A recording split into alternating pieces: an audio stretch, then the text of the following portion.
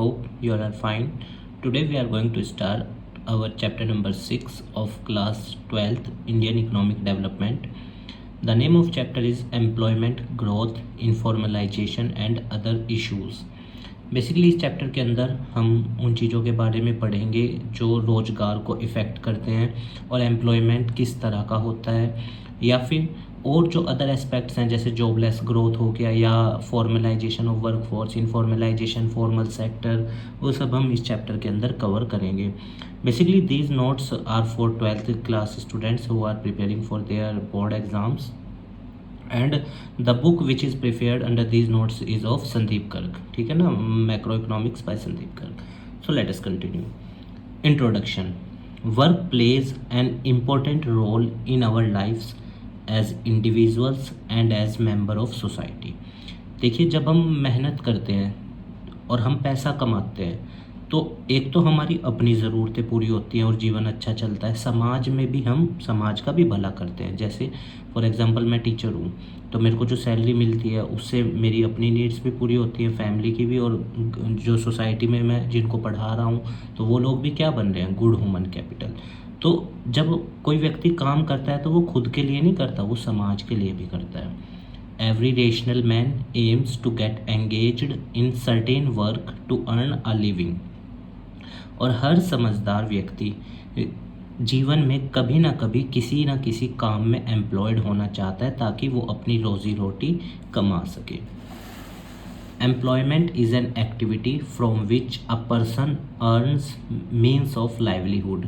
और एक व्यक्ति अपनी रोजी रोटी कैसे कमाता है, जब वो किसी रोज़गार में जुड़ता है, किसी चीज़ में पैसे कमाने लगता है, कोई काम करता है, तो तब वो अपनी रोजी रोटी कमाता है. Every working person contributes to national income by engaging in various economic activities. और हर व्यक्ति जो भी मेहनत कर रहा है वो देश के विकास में, राष्ट्रीय आय में, नेशनल इनकम में अपना योगदान देता है, कंट्रीब्यूट करता है. और पर एक बात आपको यहाँ पे ध्यान रखनी है, नेशनल इनकम सिर्फ फैक्टर इनकम और इकोनॉमिक एक्टिविटी को काउंट करती है. अब पहले फैक्टर इनकम समझ लीजिए. वो पैसा जो कोई व्यक्ति मेहनत करके कमाता है उसको बोलते हैं फैक्टर इनकम. ट्रांसफ़र इनकम होती है वो पैसा जो किसी भी व्यक्ति को फ्री में मिल जाता है. इकोनॉमिक एक्टिविटीज़ किसको बोलते हैं, जो काम कोई व्यक्ति कर रहा है और बदले में उसको पैसा मिलता है, that is economic activity. Like I am teaching in a school, I am getting salary from there, this is a economic activity. But a child mother is cooking food for her और him, तो वो क्या है, non economic activity, because she is not charging any amount for that service, so that is non economic activity. Let us see further. Worker. A worker is an individual who is involved in some economic activity to earn a living. तो worker किसको बोलते हैं, उस व्यक्ति को जो किसी काम में लगा हुआ है अपनी रोजी रोटी कमाने के लिए, अपना जीवन चलाने के लिए, उसको वर्कर बोला जाता है. During 2017-18, the total number of workers in India is 471 million. Means 47 crore 10 lakh लोग हमारे यहाँ वर्कर थे जो किसी न किसी काम में लगे हुए थे. इन 47 करोड़ 10 लाख में से 77% मेल थे, और देखो फीमेल का कितने कम परसेंट है, सिर्फ 23% फीमेल वर्कर थी इनमें से 471 मिलियन में से. तो बहुत ज़रूरत है फीमेल का पार्टिसिपेशन देश में बढ़े, इकोनॉमिक एक्टिविटी में बढ़े, क्योंकि वो भी देश की इकोनॉमी का बहुत इंपॉर्टेंट हिस्सा है. Labour force. लेबर फोर्स किसको बोलते हैं, वो व्यक्ति जो काम कर रहा है प्लस काम को ढूंढ रहा है, मतलब उसके पास नौकरी है, उन लोगों को गिनते हैं, और जो नौकरी ढूंढ रहे हैं, इन दोनों को जब हम प्लस करेंगे तो लेबर फोर्स आएगी. Labour force refers to all those peoples who are actually working and all those who are not working पर seeking a job, वो काम ढूंढ रहे हैं. तो दोनों लोग आएंगे, जो काम कर रहे हैं प्लस काम ढूंढ रहे हैं. Labour force, person working plus person seeking and or available for work is the, उसको क्या बोलेंगे हम, labour force. Labour force is the total of employed and unemployed person. तो जो लोग काम कर रहे प्लस करना चाह रहे हैं उनको लेबर फोर्स बोलते हैं। और 15 से 60 साल की उम्र में 14 से नीचे वाले नहीं गिने जाते, क्योंकि आर्टिकल 24 इंडियन कॉन्स्टिट्यूशन का ये कहता है कि 6 से 14 साल तक के बच्चों पे काम नहीं करवा सकते। और आर्टिकल 21 का ए जो है इंडियन कॉन्स्टिट्यूशन का, उसमें 6 से 14 साल तक के बच्चों को कंपलसरी एजुकेशन का प्रावधान है। और फंडामेंटल ड्यूटीज़ में से 11 में से एक ये भी है, 6 से 14 साल तक के बच्चों को एजुकेशन देगा हर पेरेंट्स अपना। गवर्नमेंट भी प्रमोट करती है, पैसा इन्वेस्ट करती है एजुकेशन पे, प्राइमरी एजुकेशन पे मेजर शेयर खर्च किया जाता है गवर्नमेंट एक्सपेंडिचर का, या फिर बजट के एक्सपेंडिचर का, जीडीपी के एक्सपेंडिचर का। तो 15 से 60 साल ये ध्यान रखिएगा आप। लेबर फोर्स पार्टिसिपेशन रेट, ये वो रेशो होता है जो कैसे निकलता है, जितने हमारे पास लेबर फोर्स है पॉपुलेशन में से, उसको बोलते हैं labour force participation rate. The ratio of labour force to the total population, तो labour force upon total population into 100 करके हमें ये निकल जाएगा, पता चल जाएगा कि कितने लोग काम कर रहे हैं प्लस काम ढूंढ रहे हैं। It is used for analysing the employment situation of a country, और ये किस लिए किया जाता है, ताकि हमें ये पता चल जाए कि एक देश में कितने लोग काम कर रहे हैं या काम करना चाहते हैं, ढूंढ रहे हैं। वर्क फोर्स, अब देखो लेबर फोर्स में तो वो व्यक्ति आता है जो काम कर रहा है या प्लस ढूंढ रहा है, पर वर्क फोर्स में सिर्फ वो व्यक्ति आते हैं जो एक्चुअल में काम कर रहे हैं, एम्प्लॉयड हैं। ऐसा व्यक्ति जो काम ढूंढ रहा है और करना चाहता है पर उसके पास काम नहीं है, उसको हम वर्क फोर्स में काउंट नहीं करते। The number of persons who are actually employed at a particular time are known as work force, ठीक है, जो काम कर रहे हैं एक्चुअली में उसको वर्क फोर्स बोलते हैं। तो वर्क फोर्स कैसे निकलती है, labour force minus unemployed people. जैसे मान लो 2 लोग हैं जो काम कर रहे हैं प्लस एक व्यक्ति काम ढूंढ रहा है, तो कितनी लेबर फोर्स होगी हमारी, 3 होगी लेबर फोर्स। वर्क फोर्स कैसे निकलता है, वर्क फोर्स का फॉर्मूला है work force is equal to labour force, जितने लोग काम ढूंढ रहे हैं या मतलब जो काम कर रहे हैं, माइनस जो लोग अनएम्प्लॉयड। तो देखो कितनी थी हमारी लेबर फोर्स और कितने लोग इसमें से बेरोजगार हैं, 1, क्योंकि 2 तो काम कर रहे थे। तो जब हम 3 में से 1 घटाएंगे यानी वर्क फोर्स हमारे देश की ये है। तो वर्क फोर्स कैसे निकलती है, labour force minus unemployed people. तो देखिए द नंबर ऑफ पर्सन, ये हो गया labour force minus unemployed people, जब आप करोगे तो क्या आएगा, work force. Rate of unemployment, और अगर हमें ये पता करना है कि बेरोजगार लोग कितने हैं, तो number of unemployed people upon total population into 100 कर दोगे तो अनएम्प्लॉयमेंट का रेशो निकल जाएगा। Worker population ratio refers to the ratio of total number of workers to the total population, ठीक है, टोटल पॉपुलेशन में से कितने लोग वर्कर हैं उसको बोलते हैं वर्कर पॉपुलेशन रेशो। अब ये कैसे निकलता है, जितने लोग वर्कर हैं, और वर्कर कैसे निकालते हैं हम, वर्क फोर्स कैसे निकालते हैं, labour force minus unemployed people, और इसका रेट कैसे निकाल लेंगे, जितने वर्कर हैं अपॉन टोटल पॉपुलेशन इंटू 100 कर देंगे तो वर्कर पॉपुलेशन रेशो आ जाएगा। अब जैसे देखो मेल का देख लेते हैं पहले, एक रूरल में 51.7% मेल वर्कर हैं, अर्बन में 53% है वर्कर, और टोटल मेल कितने हैं जो वर्कर हैं, 52.1%। वुमेन में रूरल में 17.5% वुमेन रूरल एरिया में वर्कर है और 14.2% अर्बन में। शहरों में कम होता है क्योंकि जनरली कमाई के सोर्स हस्बैंड के या मेल काउंटर पार्ट के ज़्यादा होते हैं, और टोटल 16.5। पर ये बढ़ाने की ज़रूरत है बहुत ज़्यादा। मैं ये नहीं कह रहा हूँ कि ज़्यादा है तो ना करें, हर व्यक्ति को करना चाहिए काम, चाहे महिला है चाहे मेल है, क्योंकि दोनों देश के लिए इम्पोर्टेंट है, ठीक है। टोटल अगर हम बात करें, वर्कर 35.0% रूरल में, 33.9% अर्बन में। रूरल में इसलिए ज़्यादा है क्योंकि वहाँ पे रोज़गार के साधन जैसे खेती है मेन, तो सेल्फ एम्प्लॉयमेंट वहाँ ज़्यादा होता है। टोटल 34.7% टोटल पॉपुलेशन का हमारे यहाँ वर्कर है, और इसको और ज़्यादा बढ़ाने की ज़रूरत है अगर हमें अपने देश को डेवलप करना है, ठीक है। वो आपको वहाँ पे इसी तरह का डाटा देगा, तो जब आप लिखोगे अपना आंसर तो मैन का इतना बताओगे, और मतलब अर्बन में रूरल में इतना, टोटल में इतना, फिर वुमेन का। तो फिर अब एनालिसिस में क्या होता है, आपको अपना पॉइंट लिखना है कि ऐसा क्यों है, क्यों वुमेन्स का पार्टिसिपेशन कम है, पर आंसर में अपने डाटा ज़रूर मेंशन करना और फिर अपना पॉइंट व्यू लिखना। पार्टिसिपेशन रेट कितनों पे निकलता है, हर 100 पर्सन में से कितने लोग काम कर रहे हैं। तो फॉर एवरी 100% 34.7%, मतलब 35 लोग ऑन एन एवरेज हमारे देश में 100 में से काम कर रहे हैं। बाकी 65 जो हैं या तो वो 60 की एज को क्रॉस कर चुके हैं, उनमें बहुत से लोग, और जो 60 के अंडर हैं वो, और 14 से ऊपर हैं, वो अनएम्प्लॉयड होंगे इन 100 में से। Higher proportion of rural people, अब इस डाटा में हमने ये देखा कि रूरल एरिया के लोग ज़्यादा हैं और अर्बन के लोग क्या हैं, कम हैं। अभी हमने देखा ना कि रूरल का जो हमने देखा है वो कितना है टोटल 52 रूरल का टोटल कितना है 35.0 और अर्बन का कितना है 33.9। तो जिससे हमें पता चल रहा है कि रूरल एरिया का पार्टिसिपेशन ज़्यादा है, पर रूरल एरिया में पार्टिसिपेशन तो ज़्यादा है पर कमाई अगर देखोगे पर कैपिटा इनकम तो वो अर्बन की ज़्यादा दिखाई देगी। देश में कंट्रीब्यूशन अर्बन का ज़्यादा दिखाई देगा। क्यों? क्योंकि रूरल में एम्प्लॉयमेंट अपॉर्चुनिटीज़ लिमिटेड हैं। एम्प्लॉयमेंट अपॉर्चुनिटी रूरल में कम होती हैं, शहरों में ज़्यादा होती हैं, ये बात आपको पता है। क्योंकि शहरों में तो व्यक्ति कोई भी काम कर लेगा क्योंकि बहुत सारे सोर्सेज अवेलेबल हैं, पर गाँव में या जो रूरल एरिया है वहाँ पे क्या मेन सोर्स होता है, एग्रीकल्चर। एजुकेशन लेवल कहाँ का अच्छा है वो भी हमें पता चलता है अर्बन का, क्योंकि सारे कॉलेजेस बड़ी बड़ी यूनिवर्सिटी सब शहरों में ही हैं और रूरल एरियाज़ में तो मेनली बेसिकली प्राइमरी स्कूल्स होते हैं। मे भी कहीं पे इंटर कॉलेजेस भी हों, पर अगर एक कंपैरिजन किया जाए मैक्रो लेवल पे, एग्रीगेट लेवल पे, तो एजुकेशन लेवल शहर का अच्छा है।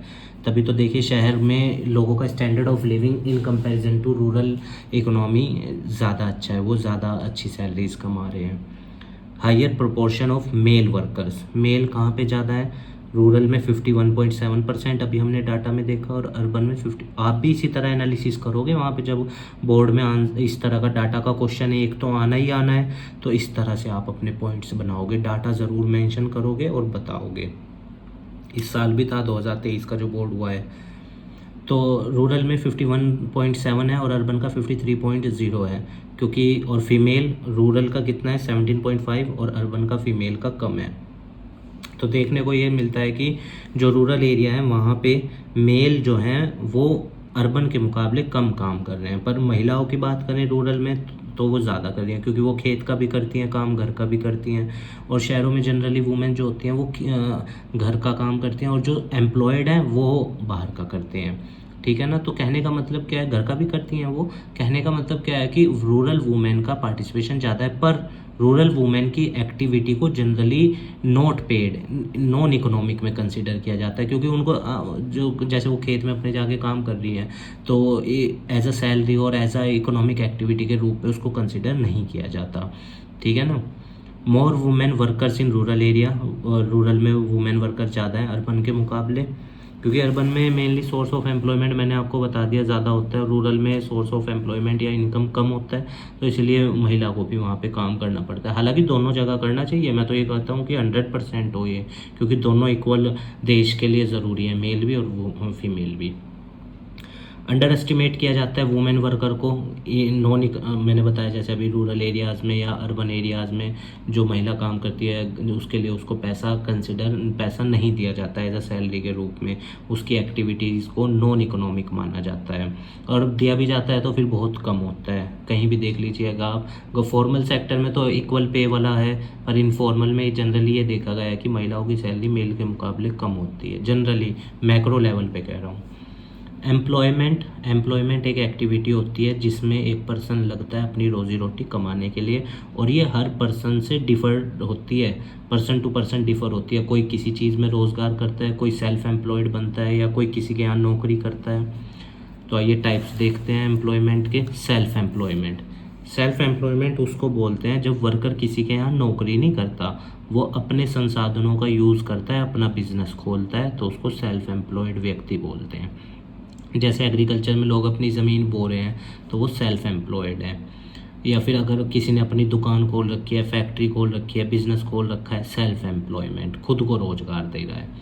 An arrangement in which worker use his own resources, तो इसमें वर्कर अपने संसाधनों का यूज़ करता है टू मेक अ लिविंग, अपनी रोजी रोटी कमाने के लिए।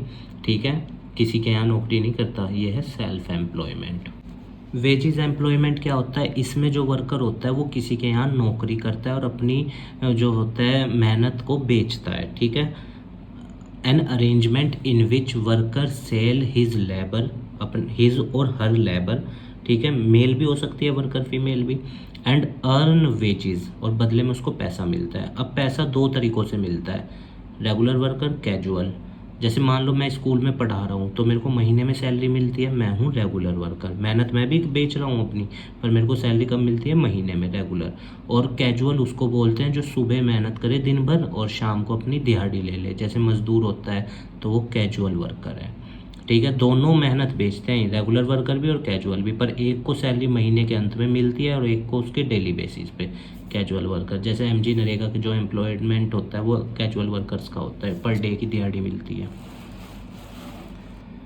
रेगुलर वर्कर को सैलरीड एम्प्लॉयज़ भी बोला जाता है। When a worker is engaged by someone, किसी के यहाँ नौकरी करते हैं, किसी संस्था में नौकरी करते हैं और बदले में सैलरी जो मिलती है, वेजेस जो मिलती हैं वो रेगुलर बेसिस पे मिलती है, मंथली बेसिस पे, तो रेगुलर सैलरी एम्प्लॉय उसको बोलते हैं। कैजुअल वर्कर क्या होता है, let us see. Worker who are casually engaged and in return get remuneration, तो जो वर्कर कैजुअली एंगेज्ड हैं, किसी काम में लगे हुए हैं और उनको डेली उनका काम पूरा होने पे पैसा मिल जाता है, they are to be called as casual workers. Get remuneration for the work done are termed as casual worker. ठीक है, एम्प्लॉयमेंट डिस्ट्रीब्यूशन की अगर हम बात करें तो 52.2% लोग इंडिया में सेल्फ एम्प्लॉयड हैं, ये 2017-18 का डाटा है। रेगुलर तनख्वाह पे कितने लोग हैं, 22.8, देखो तनख्वाह पे सबसे कम है, और दिहाड़ी पे 25% है कैजुअल वर्कर्स। तो ज़रूरत है रेगुलर वर्कर बढ़े और सेल्फ एम्प्लॉयड भी बढ़े, अच्छा है। कैजुअल घटना चाहिए, कैजुअल की जगह लोग किस में शिफ्ट हो, रेगुलर वर्कर में, क्योंकि यहाँ एक्सप्लॉयटेशन नहीं होता। कैजुअल वाले में काम ज़्यादा होता है, पैसा कम, मजदूर को कितना रुपया मिलता है, 300-400 रुपया, 500 रुपया, तो वो चीज़, और रेगुलर वर्कर ज़्यादा लेता है सैलरी। डिस्ट्रीब्यूशन ऑफ एम्प्लॉयमेंट, अगर हम मेल की बात करें तो ये देखिए, ये आप ध्यान रखिएगा, ये जो शेडेड पोर्शन है डार्क वाला, ये सेल्फ एम्प्लॉयमेंट को दिखा रहा है, ये लाइंस कैजुअल में और ये डॉट्स रेगुलर सैलरी में। तो पहले मेल की बात करते हैं। 52% जो मेल है वो सेल्फ एम्प्लॉयड है, और फीमेल कितनी है सेल्फ एम्प्लॉयड, ये भी 52% है। कैजुअल में कितने परसेंट मेल है, 24% दिहाड़ी पे मेल है, और महिलाएं कितने परसेंट हैं कैजुअल में, 27% पे। सैलरी में मेल कितने हैं, 24%, और सैलरी में देखो यहाँ फीमेल का रेशो कम है, सैलरी में यहाँ ये ज़्यादा होना चाहिए, कैजुअल घटना चाहिए फीमेल का और मेल का, और रेगुलर सैलरी बढ़ना चाहिए, क्योंकि इसमें एक्सप्लॉयटेशन नहीं होता, यहाँ होता है कैजुअल वाले में। तो रेगुलर सैलरी में फीमेल 21% है, ये भी बढ़ना चाहिए। ठीक है, मेल का डाटा और फीमेल का डाटा क्लियर है आपको, ये समझ आ गया आपको। इस तरह से आपको भी अपने आंसर्स लिखने हैं। अब मैंने ये यहाँ पे भी ऐसे लिखा है कि सेल्फ एम्प्लॉयड मेल कितने हैं और कैजुअल में मेल फीमेल कितनी है और रेगुलर में, तो आप इस डाटा से समझ गए होंगे ये जो मैं आपको बताना चाह रहा हूँ, आप इनको ऐसे ही लिखिएगा। ठीक है, अब रीजन वाइज बांट लेते हैं, रूरल में मेल और फीमेल कितनी है, अर्बन में मेल और फीमेल कितने हैं, और किस किस काम में लगे हुए हैं, आइए आगे देखते हैं। तो distribution of employment by region, distribution of employed workers by region enable us to know the quality. तो अगर सेल्फ एम्प्लॉयड और रेगुलर में है तो समझो वर्कर्स की क्वालिटी बढ़िया है, और दिहाड़ी पे काम कर रहे हैं तो तनख्वाह कम है, क्वालिटी और वर्किंग कंडीशन क्या है, बेकार है। ठीक है, us to know the quality of employment and the attachment of workers in their job. और देखो अगर रेगुलर सैलरी बढ़िया है तो वर्कर पूरी तरह इन्वॉल्व होकर काम करेगा, मतलब कहने का अगर पेमेंट बढ़िया हो तो देखो काम अच्छा करता है वर्कर, और अगर सैलरी और तनख्वाह कम हो तो फिर वो परेशान रहता है। उसके प्रिंसिपल्स भी हैं, तो हेनरी फ्योल्स के बिजनेस स्टडी में पढ़े होंगे आपने, इक्वल रिम्यूनरेशन वाला या रिम्यूनरेशन ऑन टाइम वाला, तो वही चीज़ है। आइए देखते हैं। तो पहले ये समझ लीजिए, dark self employed, lines casual और डॉट रेगुलर। अर्बन में बात कर लें, अर्बन में तनख्वाह पे रेगुलर पे 47%, क्योंकि शहरों में नौकरियां करते हैं अधिकतर लोग। कैजुअल दिहाड़ी करने वाले शहरों में 15% है, और 38% शहरों में जो वर्कर्स हैं वो अपने बिजनेस खोलते हैं। क्लियर है ये आपको। अब गांव की बात करें, 58% सेल्फ एम्प्लॉयड, गांव में अधिकतर लोग खेती करते हैं, ठीक है ना, तो 58% सेल्फ एम्प्लॉयड है, अपने संसाधन यूज करते हैं। 29% दिहाड़ी पे काम करते हैं, क्योंकि गांव में नौकरियां तो बहुत, रूरल एरियाज़ में नौकरियां कम होती हैं ना, और 13% ही रूरल एरियाज़ के लोग रेगुलर सैलरीड पे हैं। ये भी वो लोग हैं जो रूरल से बिलोंग करते हैं, शहरों में नौकरी कर रहे हैं या रूरल से डेली शहर की तरफ अप्रोच करते हैं नौकरी के लिए। तो इसलिए ये डाटा क्लियर है अर्बन और रूरल का आपको। रूरल में सेल्फ एम्प्लॉयड ज़्यादा है अर्बन के मुकाबले, रूरल में कैजुअल भी ज़्यादा है अर्बन के मुकाबले, पर रेगुलर सैलरीड अर्बन में ज़्यादा है रूरल के मुकाबले। क्लियर है ये आपको? तो यही है। अच्छा, रोजगार डिस्ट्रीब्यूशन ऑफ एम्प्लॉयमेंट 3 है। इसको ऑक्यूपेशन स्ट्रक्चर भी बोला जाता है या स्ट्रक्चरल कंपोजिशन भी, किसी भी नाम से पूछ सकते हैं, ध्यान रखना। तो प्राइमरी सेक्टर में लोग जो काम करते हैं वो क्या होता है, अधिकतर एग्रीकल्चर, माइनिंग, क्वेरिंग, ये सब प्राइमरी सेक्टर में आते हैं जहाँ नेचुरल रिसोर्स को एक्सप्लॉइट किया जाता है। सेकेंडरी सेक्टर उस सेक्टर को बोलते हैं जहाँ नेचुरल रिसोर्सेज मतलब रॉ मटेरियल जो प्राइमरी सेक्टर से आया है उसको फिनिश्ड गुड में कन्वर्ट किया जाता है, तो उस सेक्टर को सेकेंडरी सेक्टर बोला जाता है। टर्शरी सेक्टर उस सेक्टर को बोलते हैं जो इनविजिबल गुड्स बनाता है, मतलब सर्विस सेक्टर। ठीक है, यहाँ पे जो गुड्स प्रोड्यूस होते हैं वो दिखते नहीं, इंटेंजिबल होते हैं, पर ज़रूरत पूरी करते हैं। Like I am teaching in a school, so I am giving my services, so I will be counted in tertiary sector. But a worker is in working in manufacturing sector or in industry, that will be counted, and producing some finished good, that will be counted in secondary sector. And if a worker is employed in agriculture field or using his or her agriculture field to generate employment for her और himself, that is to be counted in the primary sector. Okay, so let us see primary में कितने percent लोग हैं हमारे देश के, 44.6%। Secondary में कितने हैं, 24.4%। और डॉट्स टर्शरी सेक्टर को दिखा रहा है 31%। अब देखो यहाँ सिर्फ 31% है, पर इस सेक्टर का देश में कंट्रीब्यूशन सबसे ज़्यादा है, सबसे ज़्यादा पैसा इस सेक्टर से आता है देश में।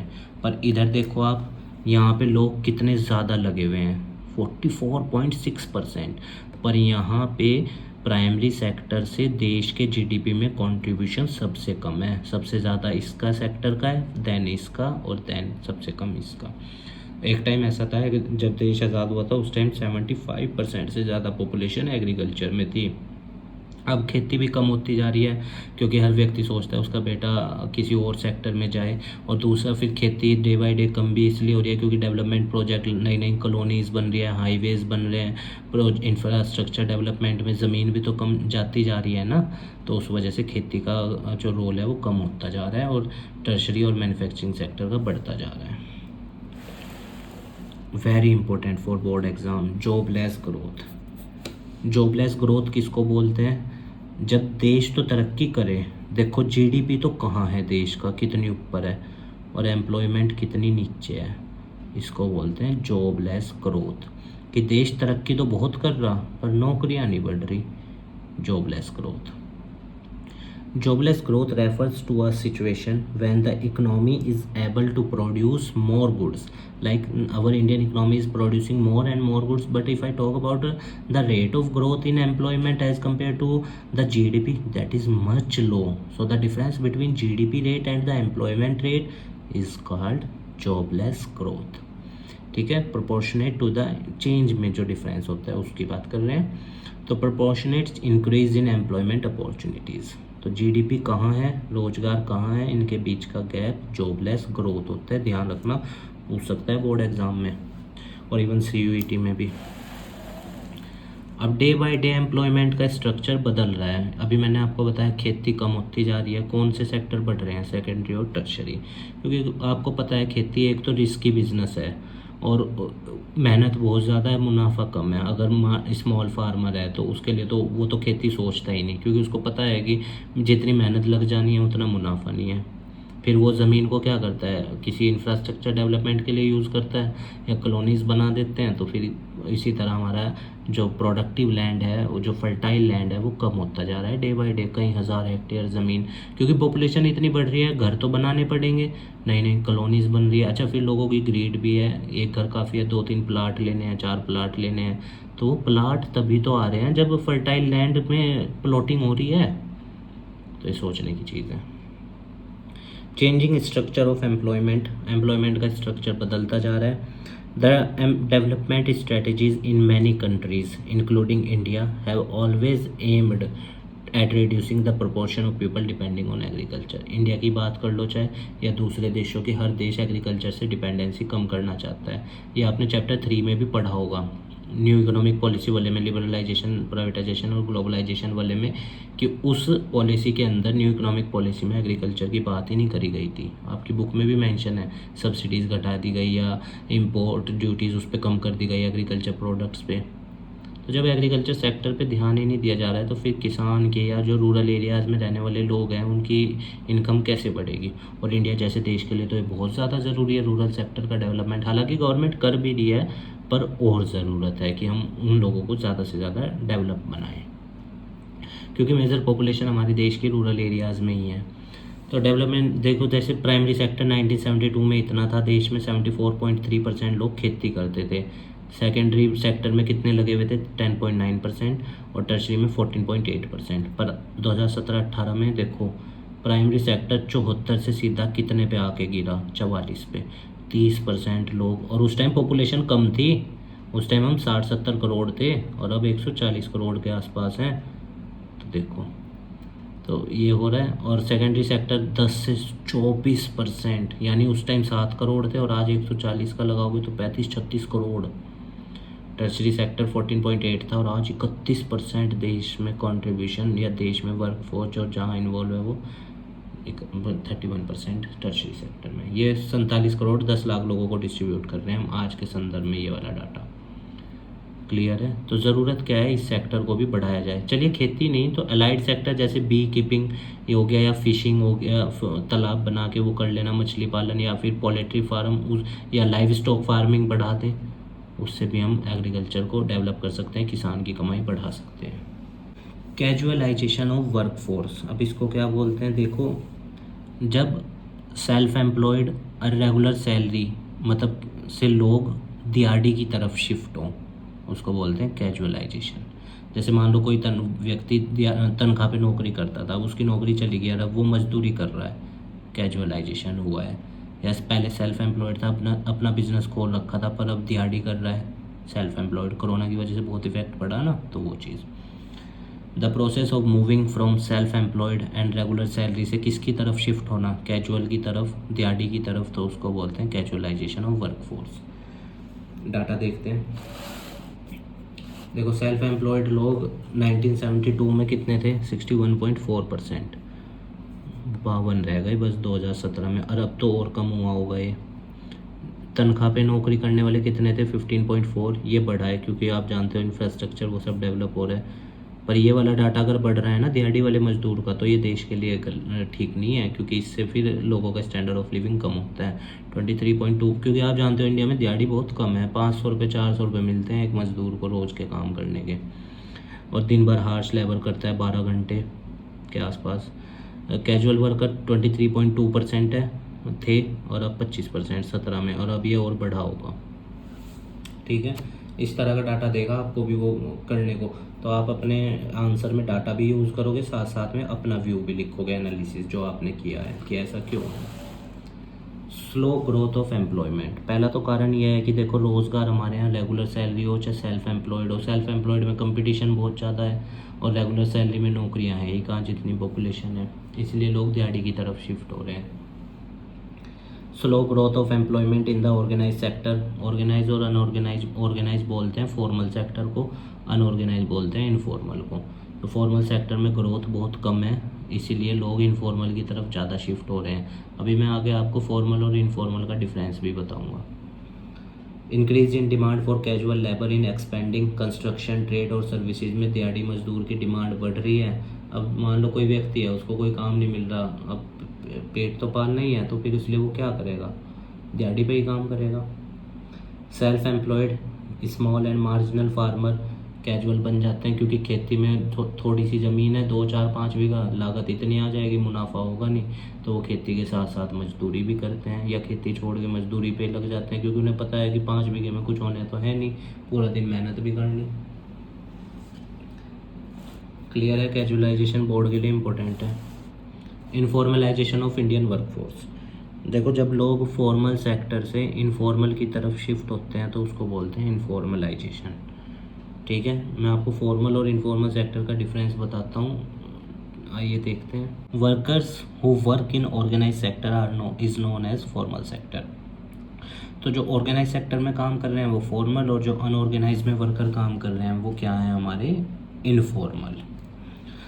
फॉर्मल में क्या फ़ायदा है नौकरी करने का? फॉर्मल में ऐसा समझ लेना, गवर्नमेंट सेक्टर या वो संस्था जहाँ 10 से ज़्यादा लोग काम कर रहे हैं और गवर्नमेंट के नियम कानून फॉलो होते हैं, वो फॉर्मल है। इनफॉर्मल में वो है जहाँ नियम कानून फॉलो नहीं होते।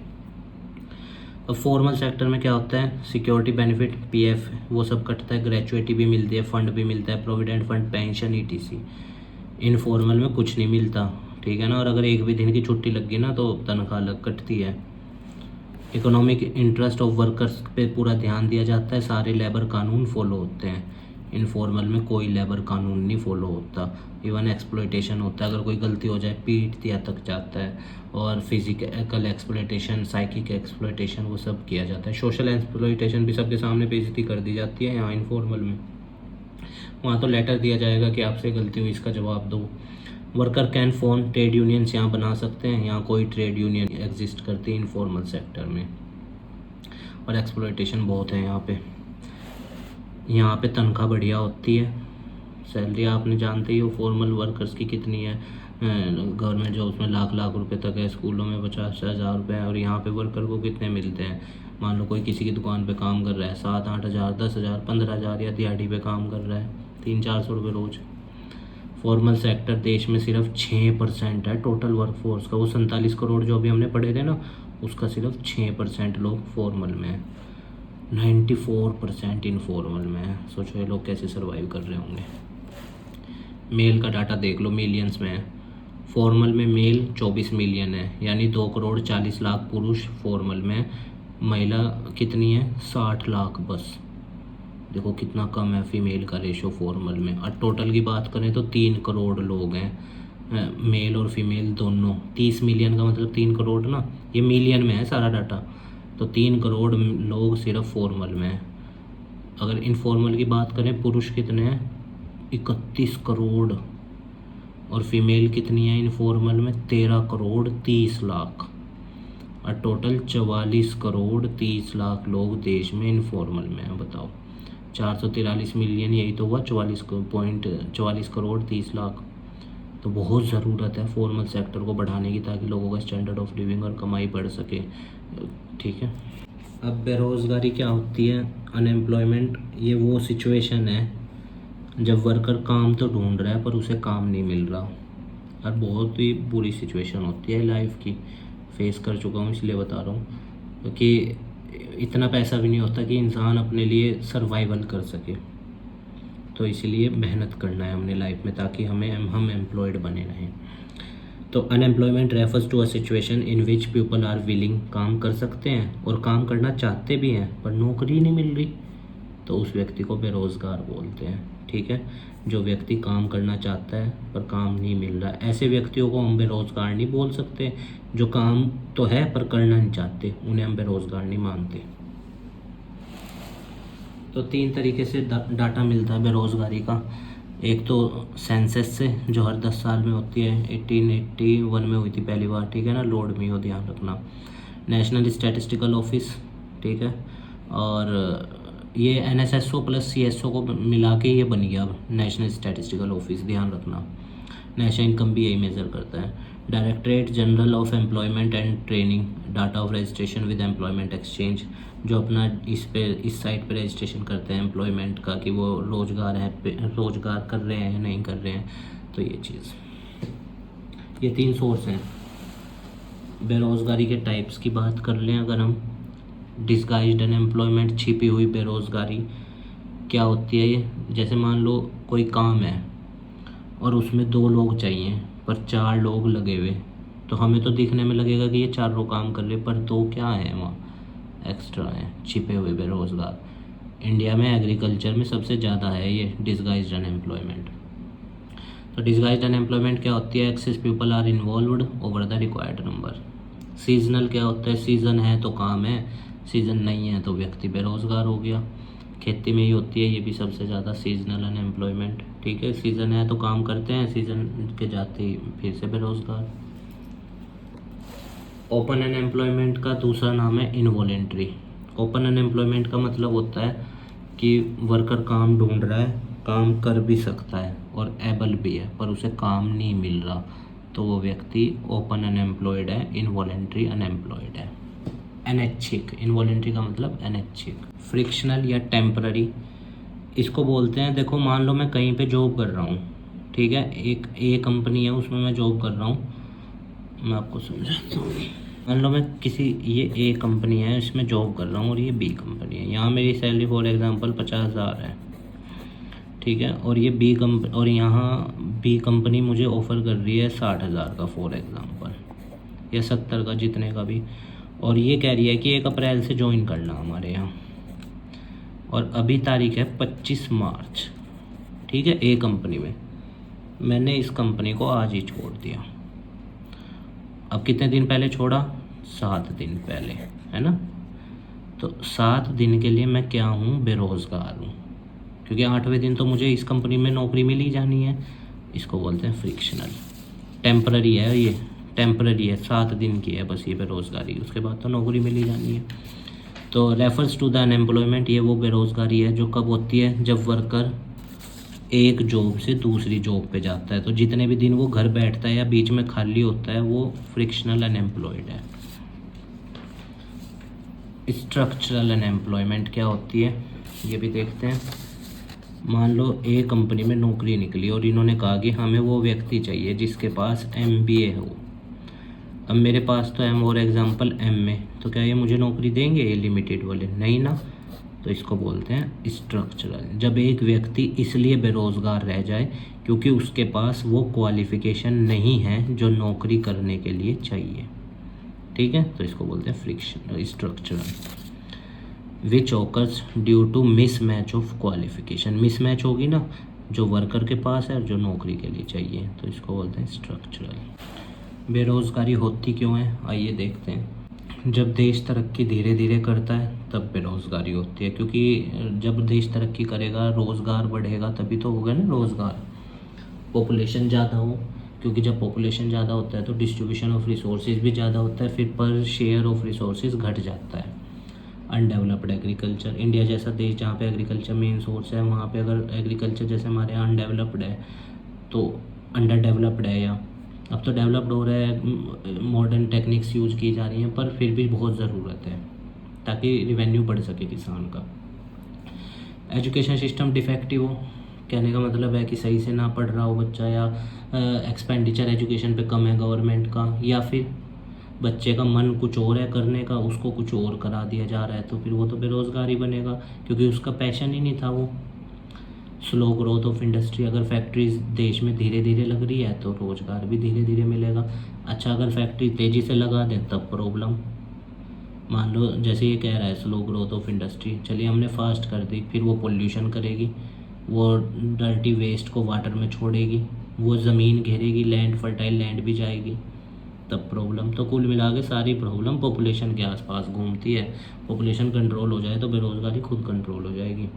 अच्छा, स्मॉल स्केल इंडस्ट्री घटती जा रही है, वो बेरोज़गारी का कारण है। अब फिर वही बात है, अगर स्मॉल स्केल इंडस्ट्री को बढ़ाएंगे फिर वो इतना प्रोडक्शन नहीं कर पाती कि सबकी ज़रूरत पूरी हो जाए, तब समस्या।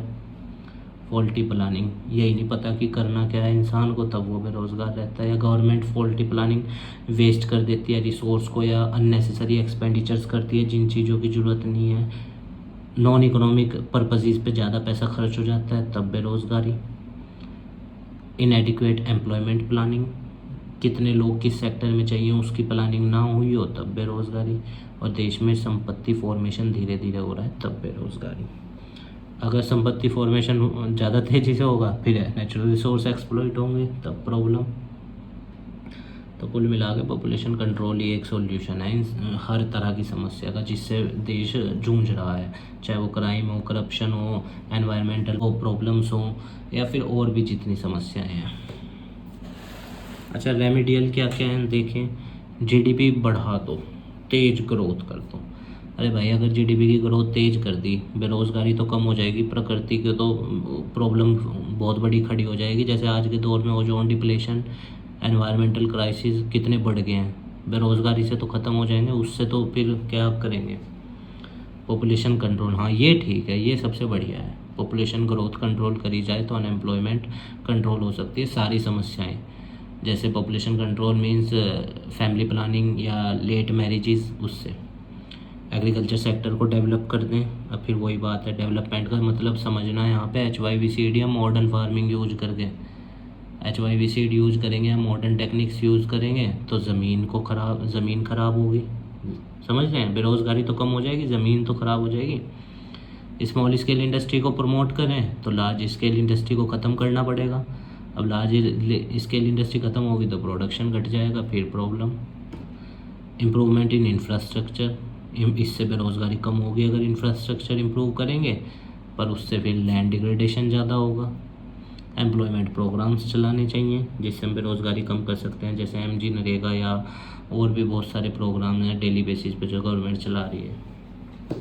कुल मिला के कहने का मतलब ये है कि पॉपुलेशन मेन जड़ है हर समस्या की। पॉपुलेशन एक्सप्लोजन मेन जड़ है हर समस्या की। एम्प्लॉयमेंट एक्सचेंज बढ़िया करें, जिस सेक्टर में लोग कम हैं उस सेक्टर में लोगों को जाना चाहिए, ये अच्छी चीज़ है। हाँ भाई, मान लो किसी सेक्टर में भीड़ पहले ही है, वहाँ जाना ज़रूरी है क्या? तो ऐसे सेक्टर्स में जाओ जहाँ भीड़ कम है, जैसे इसमें मेडिकल साइंसेज में या मेडिकल सेक्टर में हमारे यहाँ जॉब्स बहुत हैं पर कैंडिडेट्स कम हैं, तो उस सेक्टर में जाएँ। सेल्फ एम्प्लॉयमेंट अपॉर्चुनिटी, खुद का रोज़गार खोल लें, पर फिर वही है, फंड्स भी तो चाहिए। एजुकेशन सेक्टर में रिफॉर्म करें, स्किल ग्रोथ करें लोगों की, फिर वही है, अगर ज़्यादा लोगों की स्किल ग्रोथ होगी सब मार्केट में आएंगे, फिर बेरोज़गार तो कुछ को तो रहना पड़ेगा क्योंकि जॉब अपॉर्चुनिटी तो लिमिटेड है। अब आपको लगेगा कि मैं रेमेडी भी बता रहा हूँ साथ साथ में उसका वो भी बता रहा हूँ कमी। मैं आपको एक ब्रॉड व्यू देना चाह रहा हूँ बस, कि देखो अगर ये करेंगे तो एक समस्या कम होगी, दूसरी उजागर हो जाएगी, फिर उसको कम करेंगे फिर कुछ और हो। तो मैं आपको ये बताना चाह रहा हूँ। मैन पावर प्लानिंग फ्यूचर में करना क्या है, सही से उसकी प्लानिंग हो जाए तो वो भी एक अच्छा है। देश के लोगों के लिए गवर्नमेंट मैन पावर प्लानिंग कर लें। गवर्नमेंट पॉलिसीज़, गवर्नमेंट के कुछ रोज़गार के हैं जो गवर्नमेंट चलाती है, जैसे MG नरेगा है एक एक्ट कि हम लोगों को एम्प्लॉयमेंट देंगे, पर देखो गवर्नमेंट ने इसका बजट रिड्यूस किया है इस साल, ठीक है ना, इसमें फंडिंग्स कट की गई हैं, तो यानी एम्प्लॉयमेंट कम जनरेट होगा। Government has taken many initiatives to generate acceptable employment, ensuring at the least minimum safety and job satisfaction लोगों को मिले। MG नरेगा इसका बेस्ट एग्जांपल है। 100 डे का इंश्योरेंस है रूरल हाउस होल्ड्स को, ठीक है, जो अनस्किल्ड मैनुअल वर्कर्स हैं उनको मेनली। तो उम्मीद है गाइस आपको ये चैप्टर समझ में आया होगा। हमारे काम को सपोर्ट करने के लिए वीडियो को लाइक कीजिएगा, अपने दोस्तों के साथ शेयर कीजिएगा और हमारे चैनल को भी सब्सक्राइब कर दीजिएगा। और अगर आपकी कोई इस चैप्टर से रिलेटेड क्वेरी है तो आप हमें कमेंट बॉक्स में बता देना, मैं उसका आंसर देने की पूर्ण रूप से कोशिश करूँगा।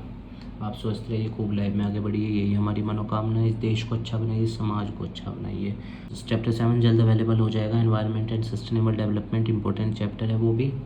और देखिए स्टूडेंट्स, अगर किसी पॉइंट से आपकी कोई भावना हर्ट हुई है तो मैं आपसे क्षमा मांगता हूँ, क्योंकि मेरी कोई इंटेंशन नहीं है आपकी किसी भावना को हर्ट करने की। मैंने बस अपना प्राउड व्यू एक्सप्लेन करने की कोशिश की है as a teacher, as a learner. फिर भी अगर आपकी कोई भावना हर्ट हुई है तो मैं आपसे क्षमा मांगता हूँ उसके लिए। आप स्वस्थ रहिए, खूब जीवन में आगे बढ़िए, यही हमारी मनोकामना है ईश्वर से। धन्यवाद स्टूडेंट्स।